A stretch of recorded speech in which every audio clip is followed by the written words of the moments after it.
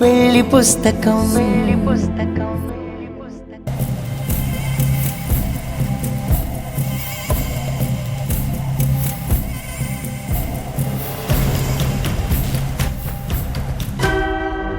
ఏ కష్టం రాకుండా, ఎవరి వల్ల నీకు సమస్య రాకుండా ఇన్నాళ్ళు నీకు తోడుగా ఉన్నాను.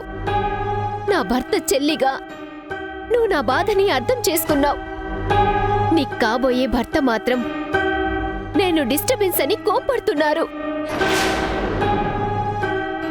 వెళ్ళిపోమ్మని అంత క్లియర్గా చెప్పిన తర్వాత కూడా నేనిక్కడే ఉంటే నా ఆత్మాభిమానం, ఆత్మసాక్షి రెండూ బాధపడతాయి.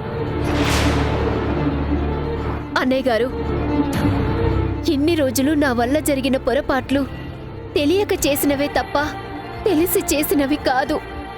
దయచేసి అర్థం చేసుకొని నన్ను క్షమించండి. వెళ్ళొస్తాను. ఆకాశ,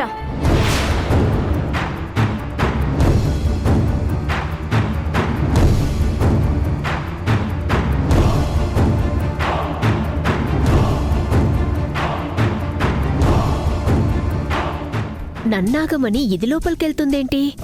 డబ్బేమైనా తీసుకొస్తుందేమో. సింపతి డ్రామాతో అభిచేత గొడవ పెద్దది చేయించాలి అనుకుంటే ఇదేంటి సైలెంట్గా అన్నీ వింటూ సైడ్ అయిపోయింది.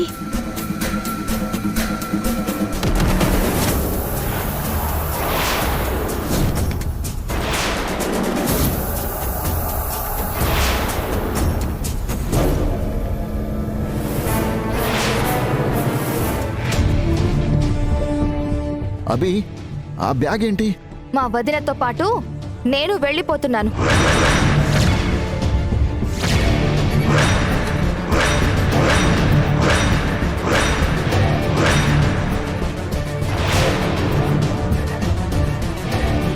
అభి, పిచ్చి పట్టిందా నీకు? నువ్వు ఎక్కడికి వెళ్ళడానికి వీల్లేదు. అయినా నువ్వు వెళ్ళిపోతే నేనేమైపోవాలి? మా వదినికి నేను తప్ప ఎవరూ లేరు. నా కోసం ఈ ఇంటికొచ్చింది. తనని ఒక్క మాట అన్నా నేను హర్ట్ అవుతాను. అలాంటిది బయటికి పొమ్మంటే నేను మాత్రం ఎందుకుంటాను? వద్దబి, నువ్వు నాతో రావద్దు. నువ్వు కోరుకున్న జీవితం కోసం నువ్వెన్నో త్యాగాలు, మానసిక క్షోభలు అనుభవించావు.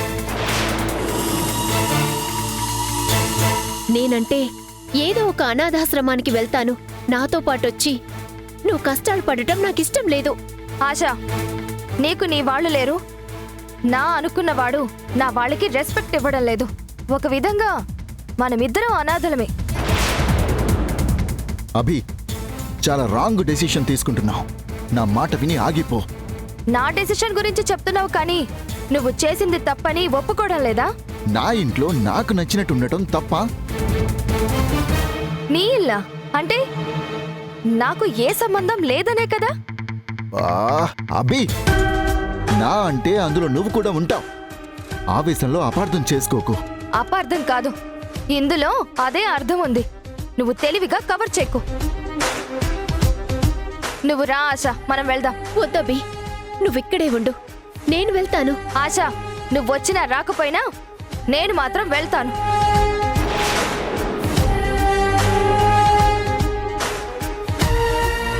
బాసు, బాసు నిజంగానే వెళ్ళిపోతుంది.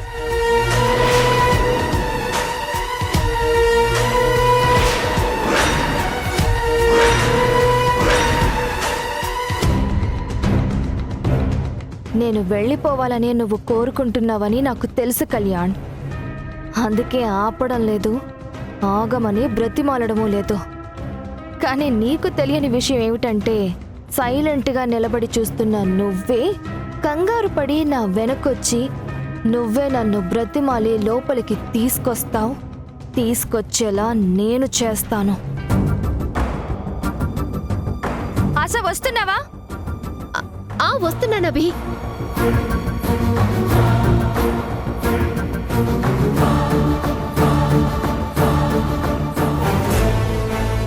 బాసు, బాసు ఏమైంది బాసు? ఈ లోకంలోనే ఉన్నారా?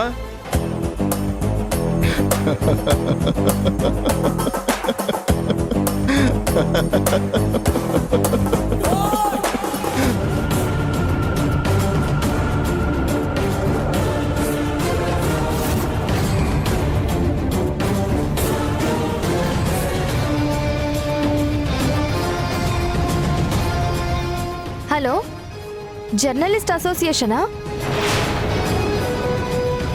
నా పేరు అభిలాష్ అండి, కళ్యాణ్ వుడ్బీని.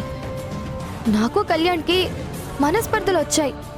మీ అందరికీ ఇన్ఫార్మ్ చేసినట్టు మా పెళ్లి జరగడం లేదు. నాకు జరిగిన అన్యాయానికి కళ్యాణ్ ఇంటి బయటే మౌన పోరాటం చేయబోతున్నాను. మీడియా మిత్రులందరూ వస్తే ఎలక్షన్ క్యాంపెయిన్కి మించిన కంటెంట్ దొరుకుతుంది. తొందరగా రండి.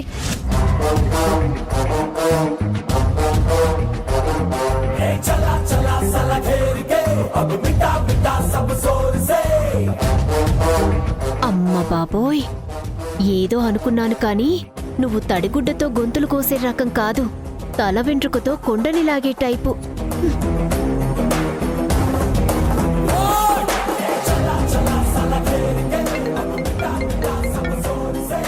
చెప్పు. సార్, అభిలాష మేడం గారు మీడియా వాళ్ళకి ఫోన్ చేశారు సార్. వాళ్ళందరినీ ఇంటికి రమ్మన్నారు సార్.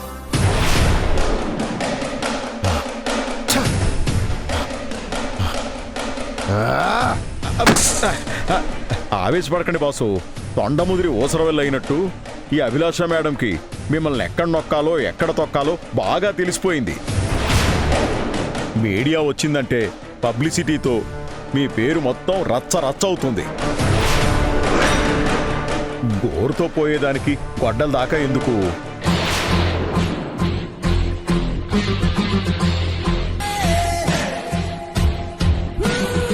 సరే, వెళ్ళి లోపలికి రమ్మని చెప్పు. ఏంటి నేనా? నువ్వే.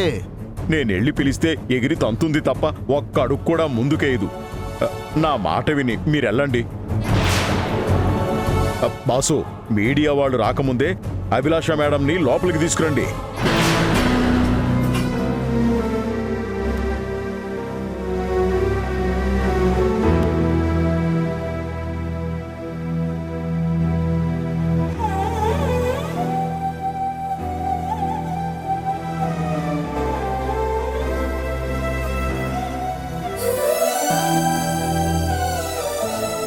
పాపం సిద్ధు, ప్రతిరోజు నేను బస్ దగ్గరికి వెళ్ళి బ్యాగ్ తీసుకునేదాన్ని. ఈరోజు ఆ అవకాశం లేక బరువు మొత్తం తనే మోయాల్సి వస్తుంది. చూడ్డానికి చాలా కష్టంగా ఉంది.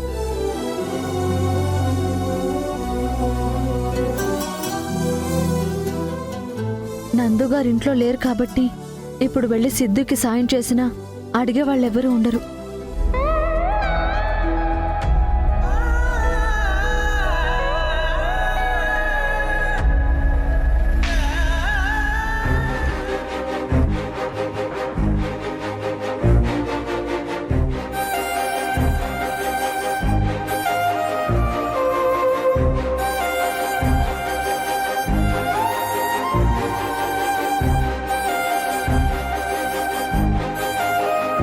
నాకివ్వు సిద్ధు, నీకు హెల్ప్ చేయడానికి నేనున్నాను కదా.